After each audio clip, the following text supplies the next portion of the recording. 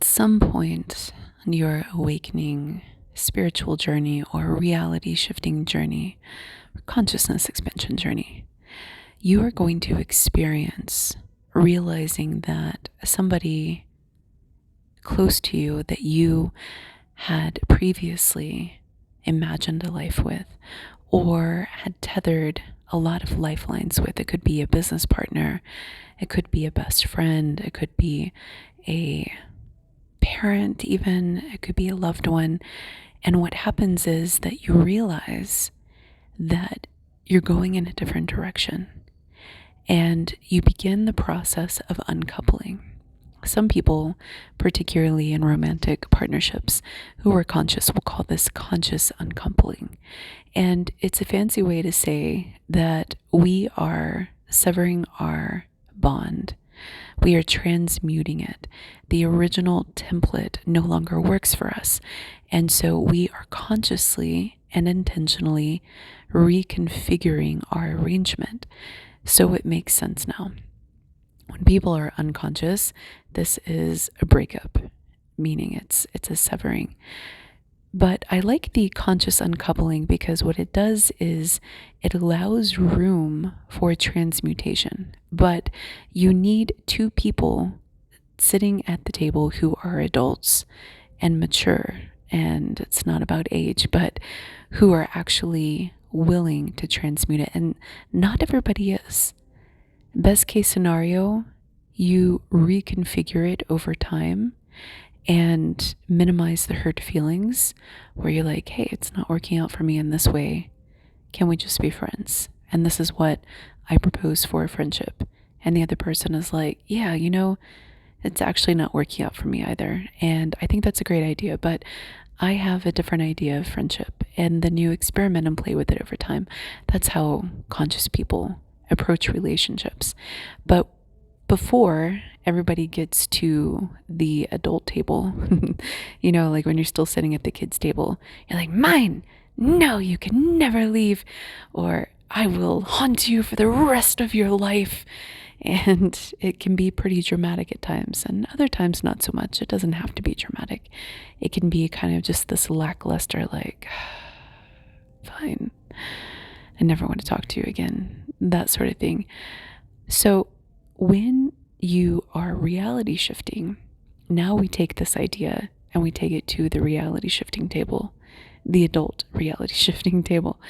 And at some point on your journey, you're going to realize that your friends and your loved ones, you're holding slots for them, right? To awaken and to join you in a quantum, for me, configuration or a reality shifting configuration where their higher self meets up with your higher self, and you have a transmutation. Sorry, I'm a little distracted because I'm laying down on my couch and my chandelier just turned on by itself, and there's nobody else in my room. So we have a paranormal activity, or somebody's announcing themselves.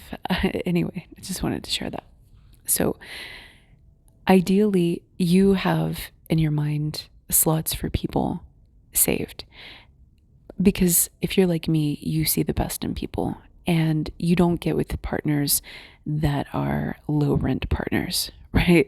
Especially when you're conscious, you get with people that you think highly of, that you see their gifts, their abilities, but then sometimes their unconscious patterns or the demon inside or the shadow inside makes you realize that they're not actually a match for you in the everyday. And so it's not like you suddenly devalue them, right? When you're conscious, you don't do this anymore. When you're unconscious, you do. And it's a way to create psychological distance and separation. It can also be part of personality disorders, but that's in extreme cases. In fact, I find that most everybody does this as a way to create distance, to create the space to move on. But when you're conscious, you see this process, you see this internal process, and you see the whole picture, and you see the different flavors and the nuances, and you start to see things in patterns. This is at least how I start to see it, where you're like, man, we had great potential, but this pattern is something that I have to draw a boundary on. I can't allow this into my life. And can you please go work on that with somebody else? But unfortunately, the process of rejecting somebody like that, who is in their shadow and in their unconscious wounds, creates trauma and victimization. And you can be the most logical, rational person that sits down with somebody and is like, this pattern is really not working for me. And you can see that person transform in front of your eyes into who they are deep down on the inside, who they have been hiding. I've lived this. It's really freaky when it happens. Like other conscious people on the journey suddenly turn into demons. And you're like, wow, I didn't see that one coming. I really didn't. So the point is that you sign up for certain contracts and you play them out with people. But sometimes you're like, this doesn't work for me. And depending on who you say that to, they might have a pretty big reaction, especially if they're still working through some wounds. So you begin the process of uncoupling. For me, depending on the severity of their reaction and the demon that they have inside, I shouldn't joke like that because some people do have demons inside of them, and I'm just kind of being playful. The shadow aspect that is still waiting to be healed comes up to the surface. And it's not always appropriate for us to be the punching bag. Sometimes it's more appropriate for somebody to go and find somebody else who has that same aspect still active. And part of the letting go process is being confronted with the old aspects of yourself to see how far you've grown, right? And so you get a mirror into your past, and then you get an opportunity to practice boundaries by saying, I really have outgrown this, and I'm not the person to work on this with you, but I wish you well. So for me, I like to block people. And I actually do this almost ritualistically.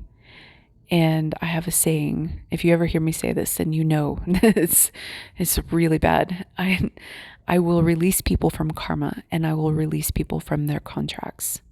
And I do this as a way to energetically and materially say, I no longer wish to associate with you. And I do that to allow for the dropping of the rope. If two people are holding on to a rope energetically and playing tug of war, fighting is fixing. I realized this past year. Fighting is still pulling and is still tugging. And when you really want to let go, it's really important to just actually let go.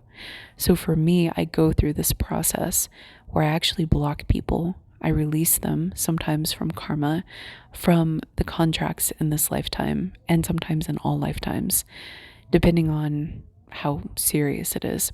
And I do so with this understanding that I still have faith in their ability to grow, and because I don't surround myself with people that are stagnant in my life, especially in my close inner circle. And so I still am rooting for them, but I'm rooting for them from the distance, and with no involvement. And at some point, allowing space for the transmutation means that you have to check in on them, right? And so recently I did this, where I had a couple episodes back where I mentioned doing the right thing. And if you really want to do the right thing, and you want other people to do the right thing, then you have to create an action in your life that sort of backs up that manifestation wish. And so I opened a door that I had blocked, and I didn't intend on reaching out to this person at this time, but it felt right. And so I opened the door. This was last week, and it was a great reception. And it actually created healing energy between us and forgiveness, which was actually very, very powerful. But then it started to veer back into some of those shadow aspects where they're halfway across the world and also in another world. Because the uncoupling process has been effective.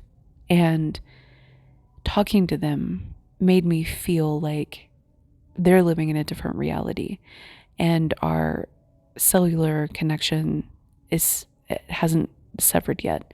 It feels that way.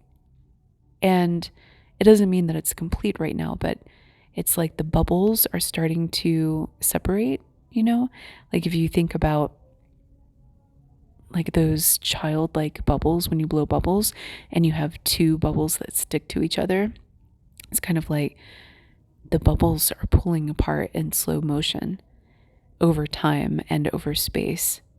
And it feels like they're not completely separated yet, but they're on their way. And whenever you reach back out, I found that it creates a bridge and the bubbles start to coalesce with each other again. And I started feeling some anxiety because the world that they preferentially select for is predominantly binary and linear in existence. There is only one truth, and it's their truth, and it's their worldview. And hell be damned if you have a different worldview, because they have this missionary drive in them to convert everybody to their worldview. And I found that to be like putting me in a box, especially when you're a quantum shifter and a reality shifter and your mind is expanded, that there are different realities, different worlds, different options. When somebody's like, no, you have to come here and come to hell with me and live in this horrific worldview where everybody's evil and everybody's out to get you and everybody's lying and everybody's cheating. It's hard, because you're like, but that you have options and you're a creator, you're a manifester. So why are you creating this, right? So anyway, I could feel that pull again, because when I mentioned that I had to pause the conversation and go to the doctor, I could feel their energetic judgment. I could actually feel their intense judgment and almost disdain, and I want to say rage, but rage isn't quite right. I could feel this energy.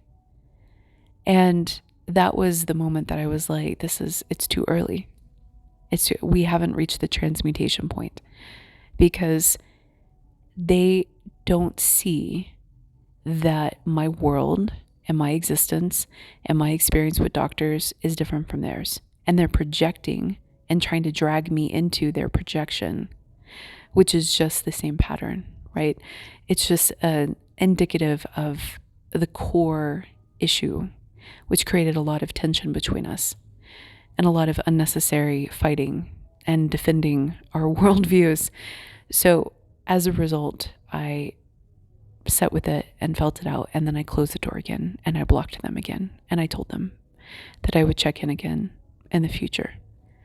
And going through this process of pinging and checking in on somebody is something that I don't find is often spoken about. And I feel as though it's really important, because as a reality shifter who is leaving slots open for transmutation and for reconfiguration of the partnership, the friendship, the family relationship. Like, I'm experiencing success with this with my family right now. So this gave me almost the courage to do it with a much harder connection, and to think, okay, well, if it's working out with my family, then maybe it's working out in other aspects of my life. Not quite. Although there is improvement, it's not completely transmuted yet. And my family isn't completely transmuted. It's the early stages. Very promising. But so because we are leaving slots in transmuted realities for people to join us, it's necessary sometimes to check in on people. But it's also really, really important to respect the separation of the worlds. Because when you create that lifeline, that tethering, and open up that communication portal again, what happens is that the energy starts to flow, just like it did this past week. And today, when I blocked them again, before I blocked them, I could feel the energy, and I could feel their energy. I could feel when they read my message. I could feel their reaction. And it was very positive, but I had this feeling inside that I was like, this isn't right. I don't want this energy in my life right now. I can feel that it's not right.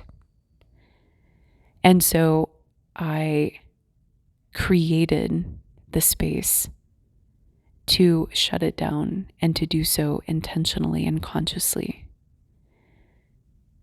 because I didn't want our worlds to collide again. Because when you are creating that conscious uncoupling, you have to let the uncoupling fully take effect. And what I found is that along the way, there's almost like an infusion of energy, of healing energy and forgiveness to help that transmutation process. But that doesn't mean that it's right to open the door and leave it open. And this is what I learned this past week, that it's okay to open the door, to infuse the connection with closure, with peace, with healing, with understanding, with forgiveness, with kindness. Like previously, the conversation was not left in kindness. It was left in a pretty dramatic threat. And then a threat for me defending myself. And so this was taking that energy template, shifting it, and then closing the door again. And allowing the worlds to continue to separate and to continue to pull apart. But now that they're pulling apart, it's almost like there is a heart-centered connection that is leading. There's still some shadow. There's still some dark aspects. There's still some war, like tensions. But it's like the person leading the show is the conscious version of us. And so when you're working across worlds, because we talk about pinging people, right? It's important to be very, very mindful in how you feel when you open that door and remake a connection with somebody. And then to pay attention to where your mind goes. Like my mind started going to fantasies that could never be met. And I could start to get the sense that the patterns that drove us apart were still active. And I gave one example, but there were actually a couple of others. And so as a result, don't get lost in the nostalgia. Don't get lost in the fantasy. Oh, things could be different now. You have to look at the whole picture. And your intuition and your body will guide you. The energy will guide you. You'll feel it. Like it'll weigh on you if it's not the right time. And if it's not the right place. And I believe that fully letting go means not being in communication, not being present with somebody energetically, not letting somebody into your life, into your energy space, aside from these points of transmutation. And so you're really reaching across worlds with this tiny little thread of energy to sort of like zap, ping. How are you doing? Okay. How does it feel? Not quite ready yet. The cake isn't quite ready. So we're just going to put it back in the oven. We're just going to let it do its thing. And you can't mess with it too much, because if you mess with cakes while they're baking, if you like pull the pan out too many times, if you poke the toothpick in before it's really ready, you can actually make the cake fall. So you have to be very, very mindful about when you check it, how you check it, and how many times you check it. And it really is reaching across the world and feeling if it's the right time to recombine those bubbles. In my case, it was not. So I hope this helps. I am a reality shifting coach. And if you would like to map out your realities, your partnerships, and where you're headed, please feel free to reach out to me at sacredjourneyproductions@gmail.com.